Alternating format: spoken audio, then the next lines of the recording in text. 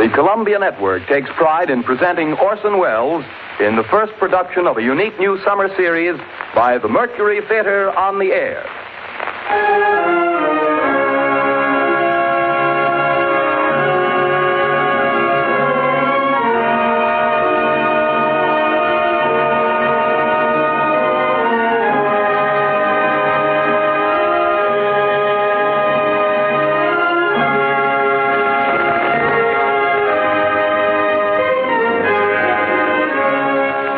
In a single year, the first in the life of the Mercury Theatre, Orson Welles has come to be the most famous name of our time in American drama. Says Collier's Magazine, 23-year-old Orson Welles threw a bombshell into Broadway. Robert Benchley writes in the New Yorker, the production of the Mercury is, I should say, just about perfect. Time Magazine declares, the brightest moon that has risen over Broadway in years. Welles should feel at home in the sky, for the sky is the only limit which his ambitions recognize. And finally, the United Press remarked, meteoric rise of Orson Welles' Mercury Theatre continues unabated. With 4 hit shows in its first year, the Mercury might well close its door on a season unparalleled in Broadway history. But Mr. Welles has long been working on a project for a greater audience, the Broadways of the entire United States. The Columbia Network is proud to give Orson Welles the opportunity to bring to the air those same qualities of vitality and imagination that have made him the most talked-of theatrical director in America today. And it is this project which Columbia brings you this summer, the first time in its history that radio has ever extended such an invitation to an entire theatrical institution. But here is Orson Welles himself to tell you about it. The director of the Mercury Theatre, the star and producer of these programs, Orson Welles. Good evening. We're starting off tonight with the best story of its kind ever written. You will find it in every representative library of classic English narratives. It is Bram Stoker's Dracula. The next time I speak to you, I am Dr. Arthur Seward. George Coulouris plays Jonathan Harker, and Martin Gable plays Dr. Van Helsing. It is Dr. Seward who tells the story, and so for the moment, goodbye, ladies and gentlemen. I'll see you in Transylvania. The Mercury Theatre on the Air presents Orson Welles as Count Dracula in his own version of Bram Stoker's great novel, Dracula.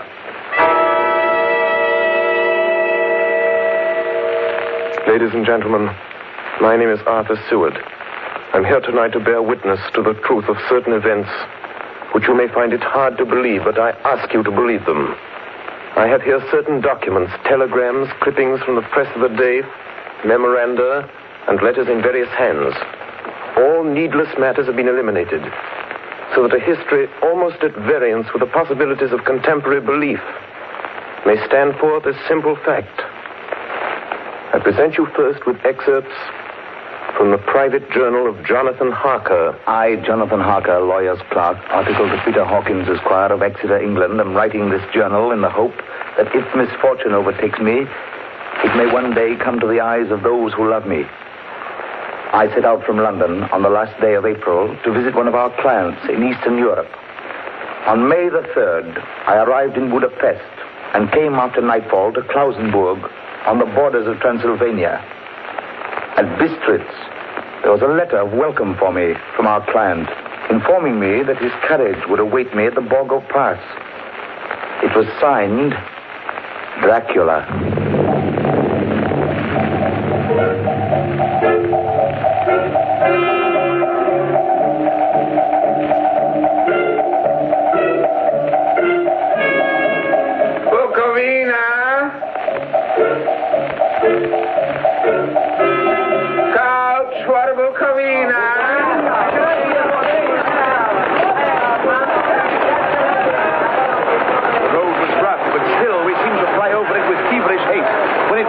There seemed to be some excitement among the passengers. They kept speaking to the driver and looking at me and urging him on to greater speed.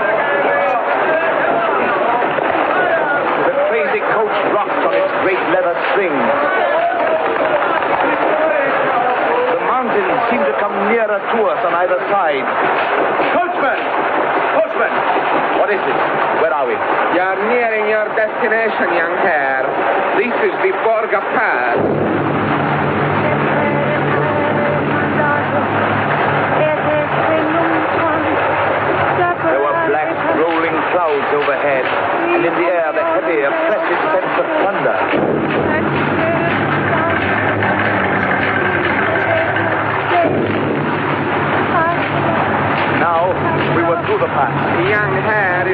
expected after all.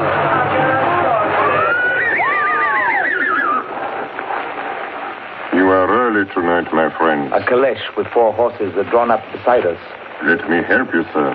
The coachman smiled, and the lamplight fell on a hard-looking mouth with very red lips and sharp-looking teeth as white as ivory. We began to move. I looked back. The coach and its load of passengers had vanished from sight. We swept into the darkness of the pass. I struck a match. It was within a few minutes of midnight. And then a dog began to howl somewhere far down the road. The wind was rising. It moaned and whistled through the rocks, and the branches of the trees clashed together as we swept along. It grew colder and colder still, and fine powdery snow began to fall. The baying of wolves sounded nearer and nearer, as though they were closing round us from every side. We kept on ascending, always ascending. The howling of wolves was growing less. Presently, it ceased altogether. And just then, the moon broke through the black clouds. I saw around us a ring of wolves running alongside the carriage. In silence, with white teeth and lolling red tongues, with long sinewy limbs and shaggy hair. Welcome to my house. I must have fallen asleep. The carriage had pulled up in the courtyard of a vast ruined castle. The coachman was nowhere to be seen. Welcome to my house. Come freely, go safely, and leave something of the happiness you bring. Count Dracula? I am Dracula. Face was strong, very strong, aquiline. The mouth, so far as I could see under the heavy mustache, was fixed and rather cruel looking, with peculiarly sharp white teeth. You hear them, Mr. Harker. The wolves? The children of the night, as you say, Mr. Harker. The wolves. Listen. Come now. There are many things you must tell me tomorrow. Of England and of the estate there you have purchased for me. Yes. The estate is called Carfax, I believe. Yes, that is so. But now I will detain you no longer. You will find your room in readiness. And I advise you not to leave it during the night.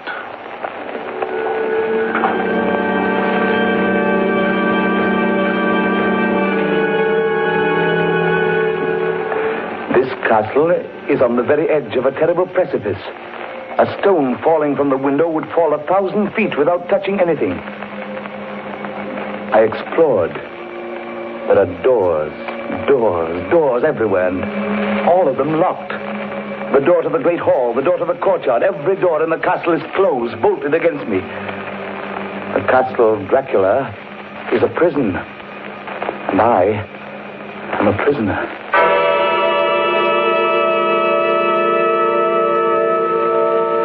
The next night, I couldn't sleep. So after a few hours, I got up and, lighting my candle, I placed my shaving mirror on the dressing table and was just beginning to shave. You seem restless, Mr. Harker. I hadn't seen him, although the reflection of the glass covered the whole room behind me. I turned to the glass again. I could see him over my shoulder, but there was no reflection of him in the mirror. It was blank.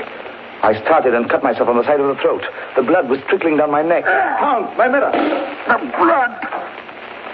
The blood! Wipe the blood from your face, Mr. Harker. And take care how you cut yourself. It is more dangerous than you think in this country.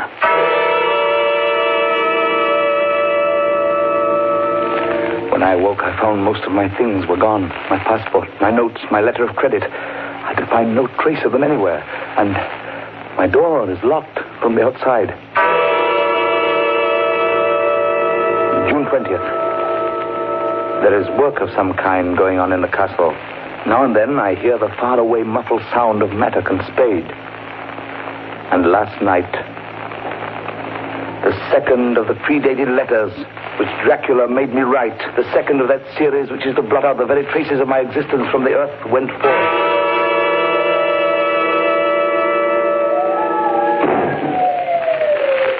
Count Dracula.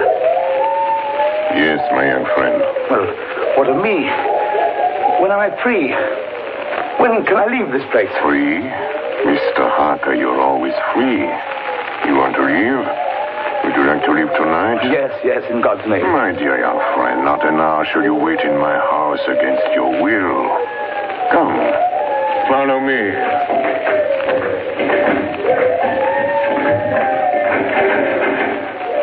The door seems to be bolted. How strange. The door is locked. Well, in God's name, open it. As you will, Mr. Harker. You English have a proverb which is very close to my heart. Welcome the coming, speed the parting guest. Good night, Mr. Harker. Shut the door! Shut the door! I tell you, shut the door! Shut! The door is shut, Mr. Harker. I take it you will remain.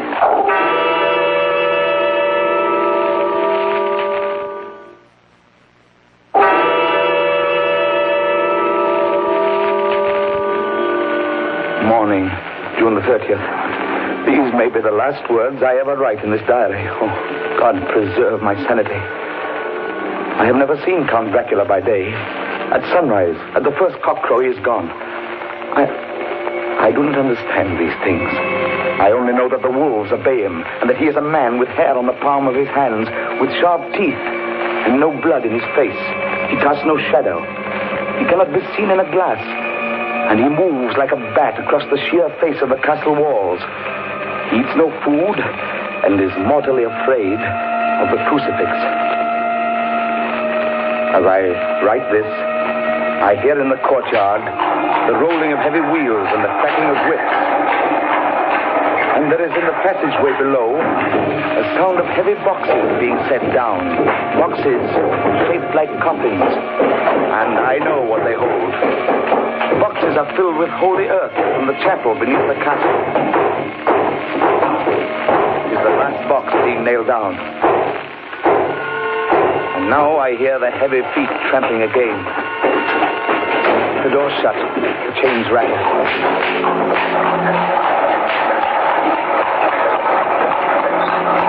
In the courtyard and down the rocky way, the roll of heavy wheels, the crack of whips. Help! Help! Help! The wagons have gone. I'm alone in the castle. I'm alone in the castle. I'm alone in the castle. I'm alone. I'm alone. I'm alone. Ladies and gentlemen, this is Dr. Seward. Mr. Harker's journal terminates at this point. I now present in evidence a clipping dated August 8th of that year from the Yorkshire Telegraph from our correspondent in Whitby. One of the greatest and suddenest storms on record was experienced here today. The weather has been somewhat sultry, but Saturday evening was fine. The band was playing. The piers were crowded with holidaymakers. The wind fell away entirely during the evening, and there was a dead calm. There were but few lights at sea. The only sail noticeable was a foreign schooner under full canvas, which was seemingly going westward. A little after midnight came a strange sound from over the sea, and high overhead the air began to carry a strange, faint, hollow booming. Then, without warning, the tempest broke. And there, with all sails set, was the foreign schooner rushing with terrific speed toward the shore. A searchlight was turned on her. And there, lashed to the helm, was a corpse with drooping head which swayed horribly to and fro at each motion of the ship. A moment later, she crashed. And then a strange thing was seen. At the very instant she touched, a huge dog sprang up on deck from below and, running forward, jumped from the bow onto the sand and, making straight up the east cliff toward the graveyard, vanished into the night. The Coast Guard, going aboard at dawn, found the dead man fastened to a spoke of the wheel. Tightly clutched in one hand was a crucifix. The man must have been dead for quite 2 days. In the pocket of the dead man's coat was found a bottle, carefully corked, containing a roll of paper. This proved to be an addendum to the ship's log. There was found on board only a small amount of cargo, and that of a most unusual nature. Apparently the ship carried nothing but earth, common earth, packed away in wooden boxes, shaped much like coffins.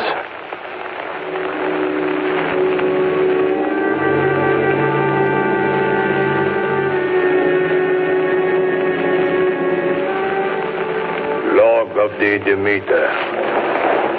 July 6th. Finished taking in cargo, a queer cargo, boxes of earth. At noon, set sail, east wind, fresh. Crew, 4 hands, 2 mates, cook, and myself, captain. July 11th. Entered Bosporus. At dark, passed through Dardanelles. Mate reported in morning that one of crew, Valjoden, was missing. Took larboard watch 8 bells last night. He was relieved by Julius. Never came to his bunk. Something aboard this ship. No. Don't laugh, Captain. In the rain last night. Oh? A tall, thin man go up companionway and along the deck forward and disappeared. When I go to the bow, no one. And the hatchways all closed. July 22nd. Rough weather last 3 days. All hands busy with sails. No time be frightened. Past Gibraltar and out through straits. All well. July 24th. Last night, another hand was lost. Disappeared. By Julius, leave all watch midnight. Then we never see him again. What's double watch now? I don't take watch alone no more. Double watch. Double watch. July 29th. Had single watch tonight as crew too tired to double. When morning come... Hey! Hey, Milo! Banoiti! Is Banoiti below? Banoiti's gone! Banoiti's gone like the others. Like all the others. The mate and I have agreed to go armed henceforth, July 30th. Last night, we are nearing England. Weather fine. All sails set. Captain! The man in the watch in the stairs was missing! Both missing! Now, only self and mate and 1 hand left to work ship. August 3rd. 2 days of fog and not a sail sighted. At midnight, I went to relieve the man at wheel, and when I got to it, found no one there. It's here. I know it now. I saw it. Like a man, tall and thin and ghastly pale. It was in the bows looking out.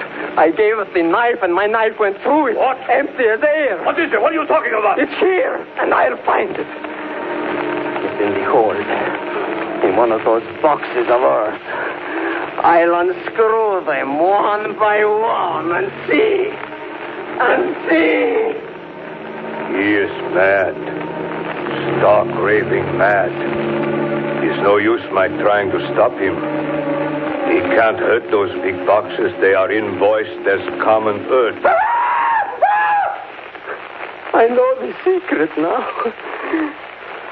The sea will save me from him. That's all that's left. That's all that's left.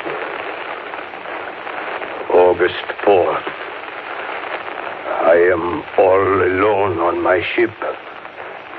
And still the fog. I dared not go below. I dared not leave the helm. So here all night I stayed. And in the dimness of the night, I saw it. I saw him. God forgive me, but the mate was right to jump overboard. It was better to die like a sailor in the blue water. But I am captain, and I must not leave my ship. I shall tie my hands to the wheel when my strength begins to fail. And along with them I shall tie that which it dare not touch, my crucifix. I am growing weaker, and the night is coming on. God and the Blessed Virgin help a poor ignorant soul trying to do his duty.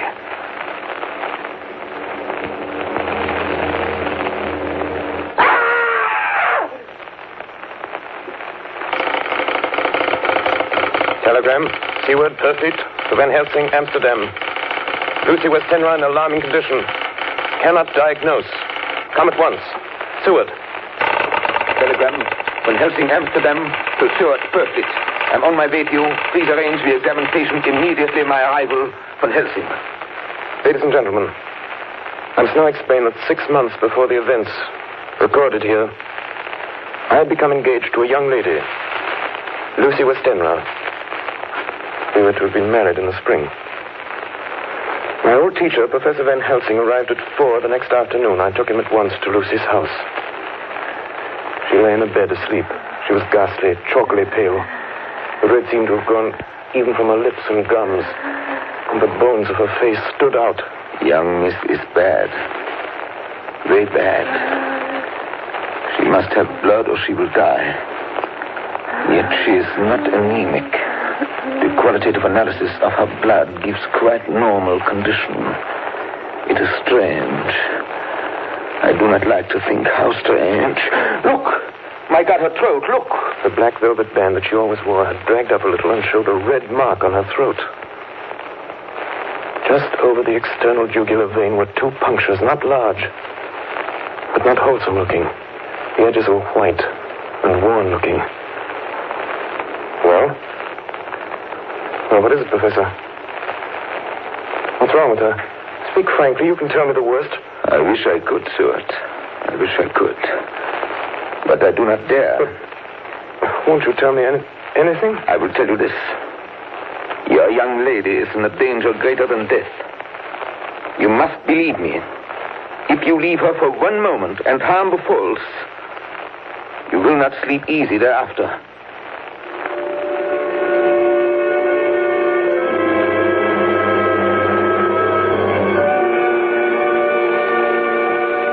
September 8th. I sat up all night with Lucy. Arthur, I'm afraid. Night, dear. You can sleep tonight. I'm here watching you. Nothing can happen. And I promise if any sign of bad dreams, if I see anything, I'll wake you at once. Will you really? Then I'll sleep. I sat all night by her bedside.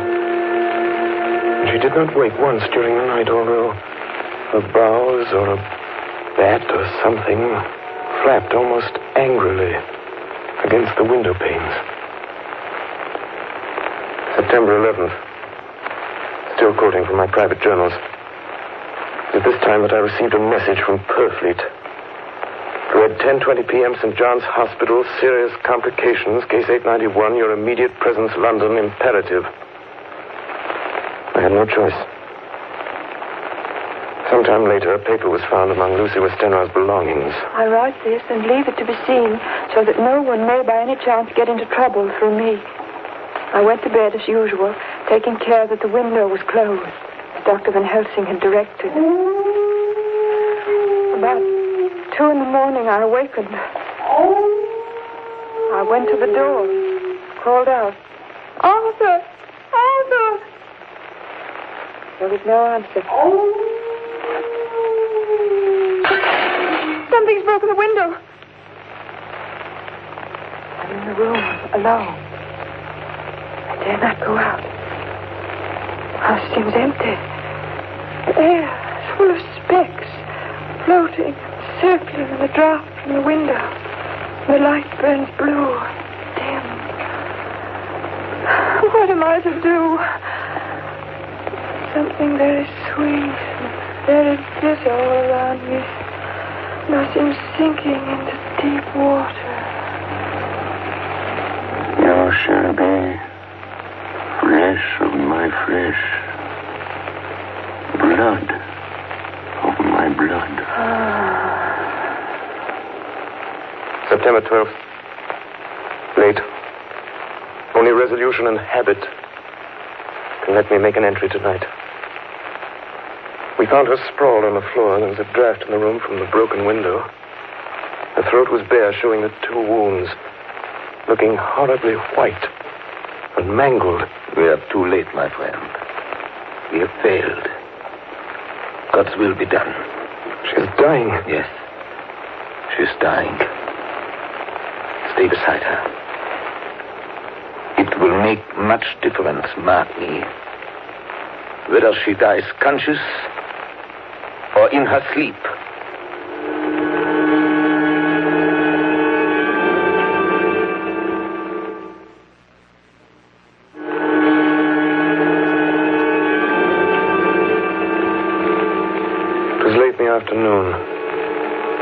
opened her eyes. Arthur. Oh, my love, I'm so glad you've come. I took her hand and knelt beside her.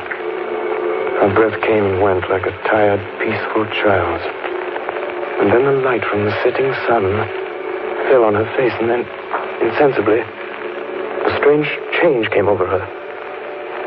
Her eyes grew suddenly dull and hard. Her breathing was heavy. The mouth opened, and the pale gums, drawn back, made the teeth look large and sharp. Arthur, oh, my love, I'm so glad you've come. Kiss me. Bend down and kiss me. Not for your life. Not for your living soul and hers. Lucy! She's dead. Poor girl. There's peace for her at last. The end. Not so. It is only the beginning. Wait and see.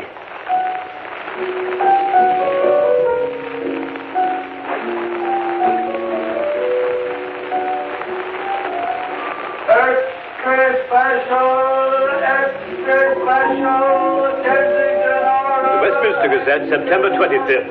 A Hempstead mystery. The Kensington Horror, the stabbing woman, and the woman in black are vividly recalled to mind by a series of events that have taken place recently in the neighborhood of Hempstead. Several cases have occurred of young children straying from home or failing to return from their playing on the heath. In all these cases, the children have given as their excuse that they have been with a beautiful lady who offered them chocolates. In each case, the child was found to be slightly torn or wounded in the throat. The wound seemed such as might be made by a rat or a small dog.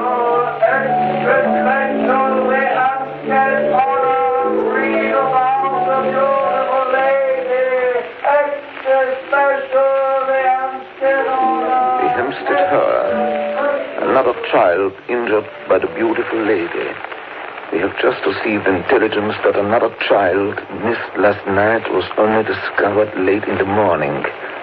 It has the same tiny wound in the throat. Well, Stuart, what do you think of that? You mean to tell me, my friend, that you still have no suspicion as to what poor Lucy died of? Nervous prostration, following great loss and waste of blood. And how was the blood lost or wasted? You are a clever man, my friend, and a good doctor. But you do not believe that there are things that you cannot understand. You are wrong, Stuart. Are you aware of all the mysteries of life and death? Can you tell me why in the pampas there are bats that come at night and open the veins of cattle and horses and suck dry those veins? How in some islands of the western seas there are bats which hang on trees all day, and then when the sailors sleep on deck because it is hot, flit down on them, and then in the morning are found dead men, as white as Miss Lucy was?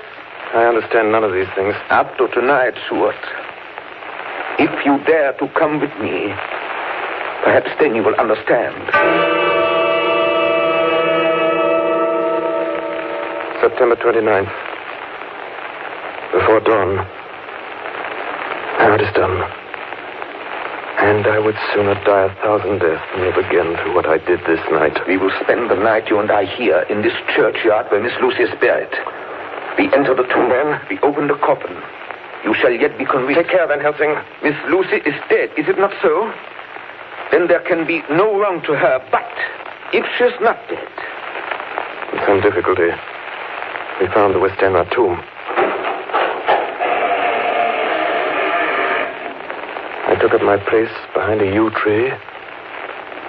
On one side of the tomb, Van Helsing on the other. I was chilled and frightened. Suddenly, I saw something moving between two yew trees. A dim, white figure which held something at its breast. The figure stopped. I could not see the face, for it was bent down over what I saw to be a fair-haired child. There was a sharp little cry, such as a child gives in sleep, or a dog as it lies before the fire and dreams. Then the thing saw us. She drew back with an angry snarl. The lovely blood-stained mouth grew to an open square. If ever a face meant death, I saw it at that moment. Then suddenly she turned and vanished in the direction of the tomb. The child is not harmed. We leave him in a safe place where the police find him. There's more to do. Come. Now we were in the tomb. Then in the coffin, the thing lay. Like a nightmare of Lucy, the pointed teeth, the blood-stained mouth. Van Helsing never looked up. From his bag, he took out a book, his operating knives, a heavy hammer, and a round wooden stake, some 2 or 3 inches thick, sharpened to a fine point, and hardened over a fire. Stuart! The life of this unhappy woman is just begun. When she become what you call undead, there comes with the change the curse of immortality. She cannot die, but must go on age after age, adding new victims. Because all that die from the preying of the undead become themselves undead and prey on others.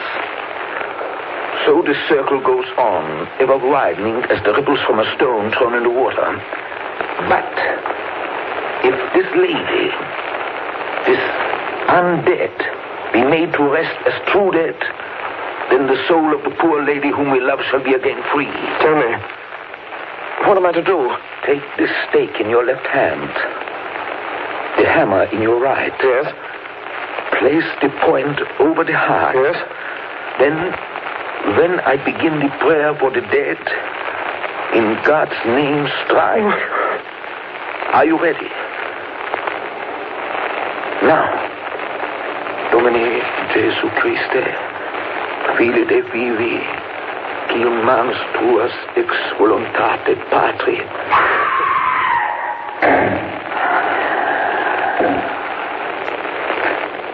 On the morning of July 11th, a man was found on the border of Transylvania. He talked wildly of wolves and boxes of earth and blood, and gave his name as Jonathan Harker. In the hospital at Klausenberg, he improved sufficiently to make possible his removal to England. I'm still quoting from my own personal papers. But there his condition remained so serious that he was committed for observation to a private ward in my hospital at Purfleet. Here he did so well that in 3 weeks he was completely recovered. It was during this time that his wife, Minna Harker, brought to the attention of Dr. Van Helsing and myself the journal that her husband had kept while a prisoner in the castle of a certain Count Dracula in Transylvania. I have before me the record of a meeting that took place in my study in Purfleet, transcribed by Minna Harker. October 1st. Meeting began soon after 8. Jonathan next to me. Dr. Seward opposite to Van Helsing at the head of the table. My friends, there are such things as vampires. Had I known at first what now I know, one so precious life had been spared to many of us who love her. The vampire which is amongst us is of himself so strong that he can direct all the elements. The storm, the fog, the thunder. He can command all the meaner things, the moth and bat, the owl and the fox and the wolf. How then are we to begin our strike to destroy him? How shall we find his place? And having found it, how can we destroy? My friends, it is a terrible task that we undertake.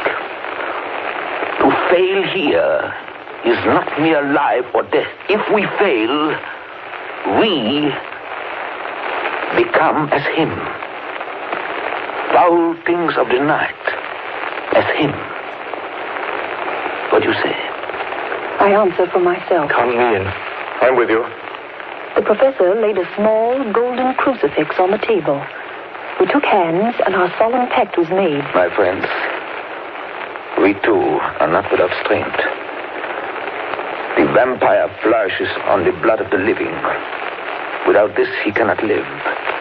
He throws no shadow. He makes no reflection in a mirror. He can transform himself to a wolf, to a bat. He can come on moonlight rays as elemental dust. He can see in the dark. He can do all these things. Yet he is not free. His power ceases at the coming of the day. Then, until night, he must remain in the shape in which he finds himself, and except in his coffin home, in those earth boxes he cannot rest. When we can confine him in his coffin, then, my friends, if we obey what we know, we will destroy him. At that moment, something flapped wildly against the window, then... Did you hit it? I don't know. We looked out of the window. Against the black sky, we could see nothing. Data in our possession. From the Count's castle in Transylvania to Whitby came 50 boxes of earth. All of these, to our certain knowledge, were delivered at Carfax. Recently, 12 of these boxes have been removed. First step, ascertain whether all the rest remain in the deserted house next door or whether any more have been removed. We must trace each of these boxes and sterilize the earth with holy water so that he can no longer seek safety in it. And we must hurry. The events of the next few days are described in Jonathan Harker's journal. October 2nd, 5 a.m. Just returned from the empty house. Left Mina here at home. Well, we've done our work at Carfax. The place was filthy. The air stagnant and foul and alive with rats. We counted the boxes. Only 38 of them. And over each one, the professor went through his same mysterious work. It was dawn when we got back. I found Mina asleep. She looks paler than usual. October 2nd. Soon after they left, I fell asleep. I remember hearing the sudden barking of the dogs. And then there was silence. I got up and looked out of the window. There was a thin streak of white mist moving across the grass along the wall of the house. It dawned on me that the air in the room was heavy and dank and cold. The gaslight came only like a tiny red spark through the fog. I could see through my eyelids. The mist grew thicker and thicker. Then, as I looked, the spark divided and seemed to shine on me through the fog like two red eyes. You shall be flesh of my flesh, blood of my blood, blood of my blood.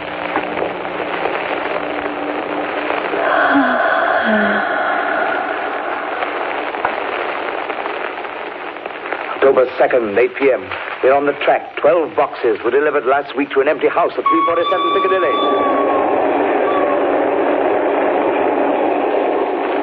My dear friends, until the sun sets tonight, Dracula must retain whatever form he now has. We have this day to hunt out all his lairs and sterilize them. Then he will have no place where he can move and hide. But we have only until sunset. The house in Piccadilly was empty, like the one at Purfleet. The same sickening smell was in the air. On a table we found a clothes brush, a brush, and a comb, and a basin. The latter containing dirty water, which was reddened as if with blood. The boxes are back here. 8, 9, 10, 11. Only 11. There's a 12th box somewhere. Gentlemen, it is after 6. The sun is setting. We've no time to lose. He will return at any moment. Open the boxes. Quiet. Listen. Be ready. It is he! The window!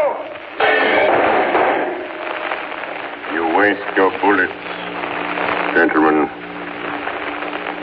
You think you baffle me? You with your pale faces all in a row like sheep in a butcher's. You think you've left me without a place to rest. But I have more. And time is on my side. The one you love is mine already. I have known her. Already my mark is on her throat. Flesh of my flesh. Blood of my blood. She is with me always. Over land or sea.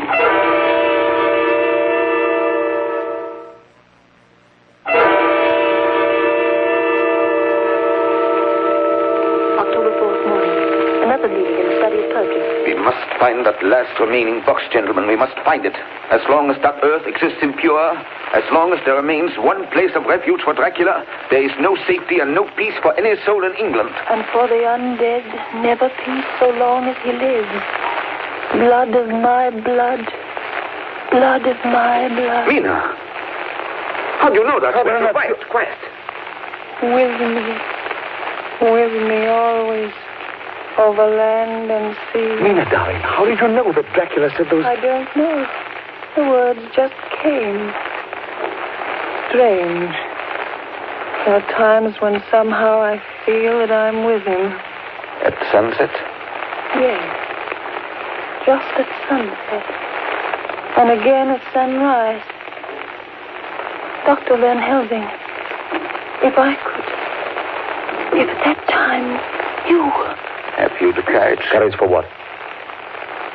What do you mean? Dr. Van Helsing here will question me. I will question her, yes. In a state of hypnosis. The one you love is already mine, he said. She is with me always, over land or sea. Ah, Count Dracula.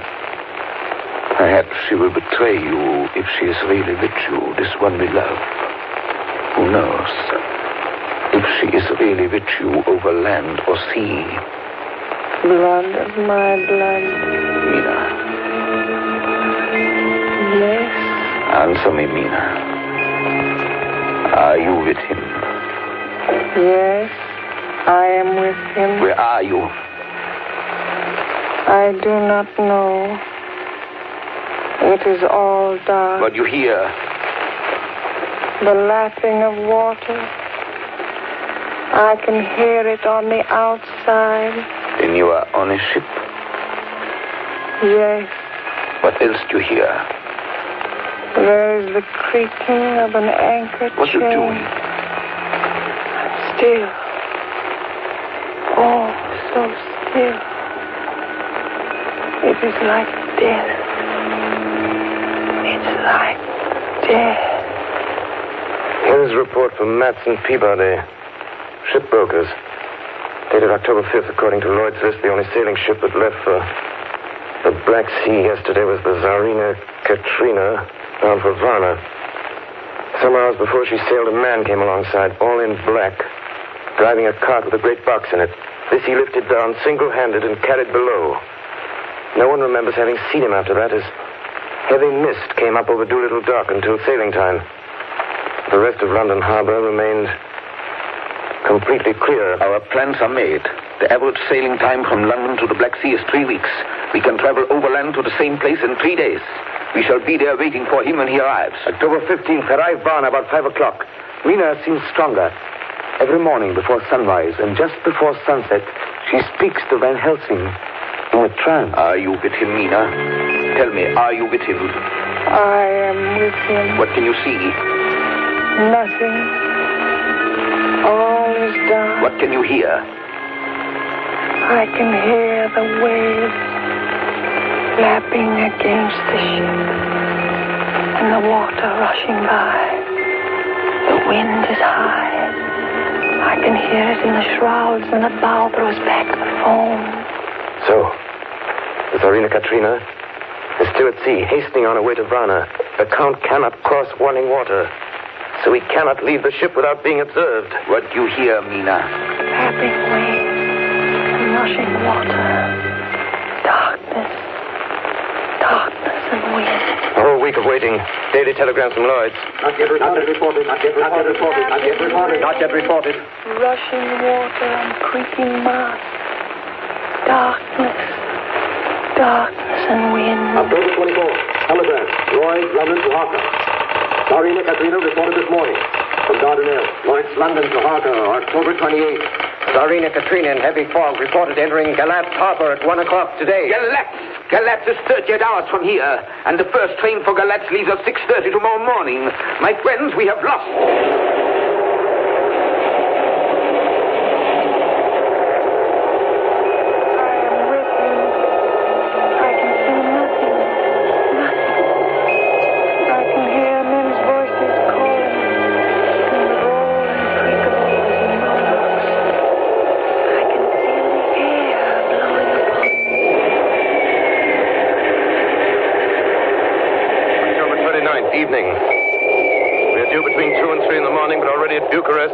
hours late.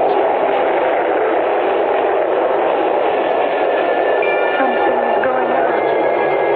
I can feel it passing like a cold wind. I can hear far off confused sounds. Men talking in strange tongues. Tears falling water and the howling of wolves. There's another sound. A queer sound.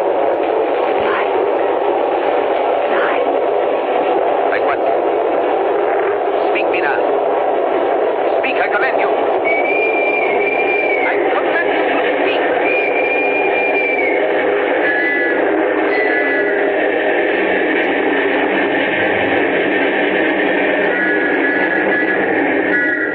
Arrived in Galatz.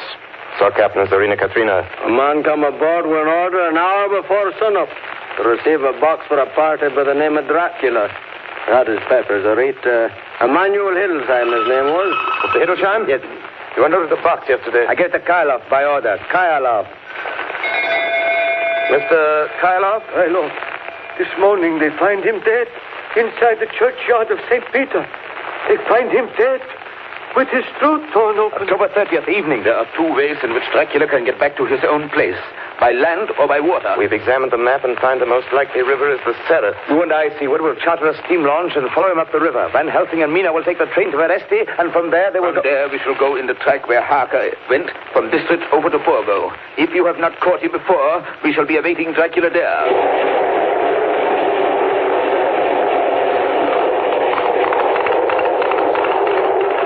October 31st. We arrived at Veresti at noon, then Helsing and I. Bought a carriage here, and we start in an hour. Our enemy is still on the river. October 31st.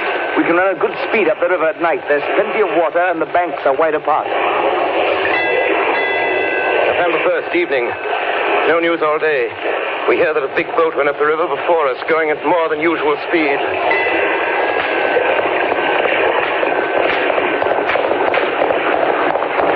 November 4th. All day driving. The country gets wilder as we go. By morning, we shall reach the Borgo Pass.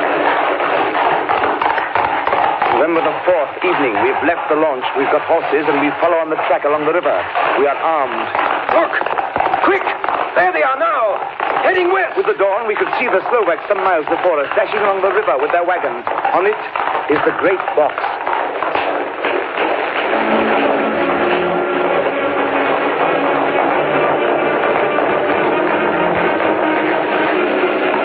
Late in the afternoon, we reached the Borgo Pass. Van Helsing! Look! Look! We could see a long way all around us. Far off, beyond the white waste of snow, was the river like a black ribbon curling. Between us and the river, not afar off, came a group of men, mounted Slovaks hurrying along. In the midst of them was a wagon which swept from side to side. On the wagon was a great box. Look! We see two horsemen following fast, coming up from the south.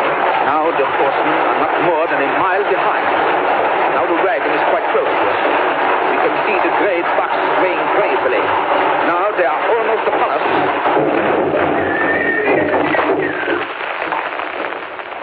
Now has happened a strange thing.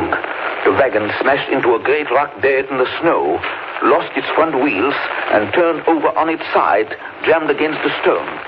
The horses tore loose from their traces and bolted, and the Slovaks scatter and vanish after them.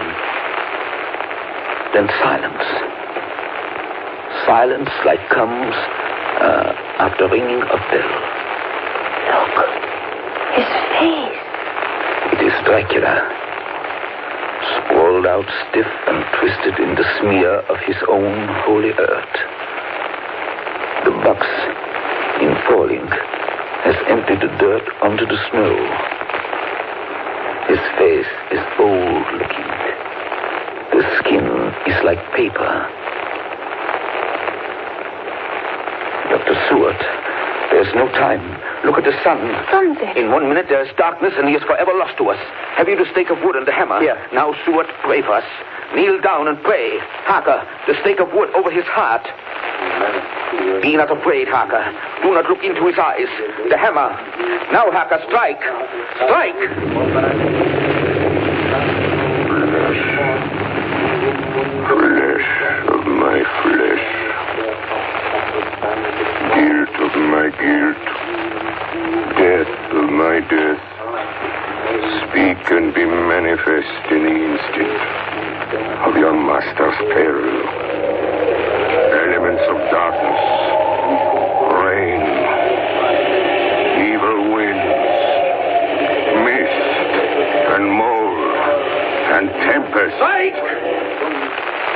others couldn't.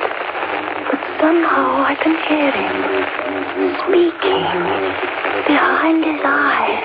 Claw, wing, tooth, scale, tissue of flesh, death of my death, dead and undead.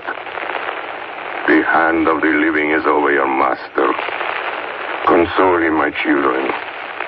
This instant is no longer than the space between two heartbeats. But the night is not here, and I am lonely. Come to your master, my children. Beguile him now in the instant of his peril. Beguile him with the sound of your names. Claw, wing, tooth, scale, tissue of flesh. Strike, Harker, strike! There is one very dear to me who has not answered. My love, Mina. There is less than a minute between me and the night.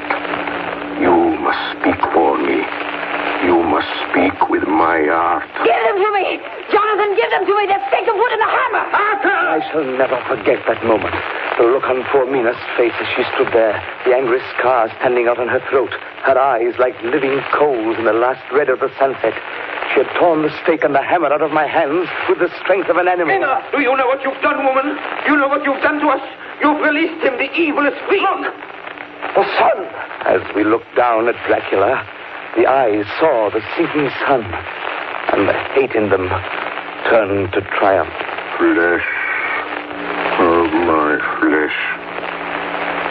Come to me, my love. Come into the night and the darkness. You have served me well, my love. My bride,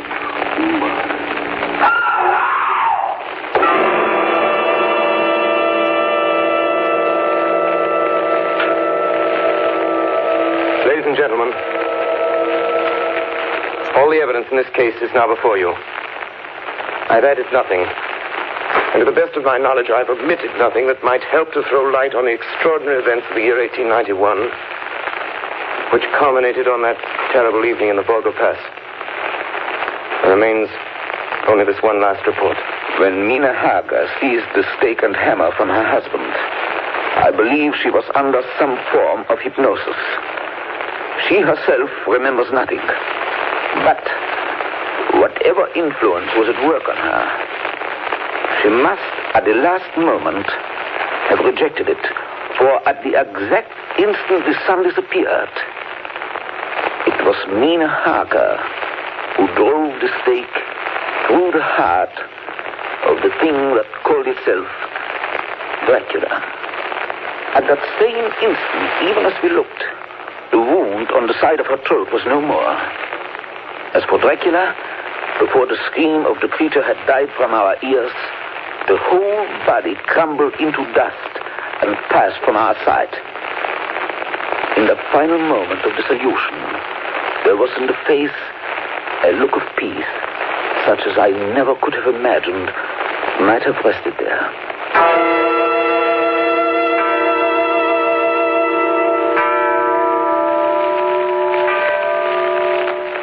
Tonight's production of Dracula by Orson Welles and the Mercury Theatre was the first of 9 CBS broadcasts in which this brilliant group will bring to life a series of great narratives.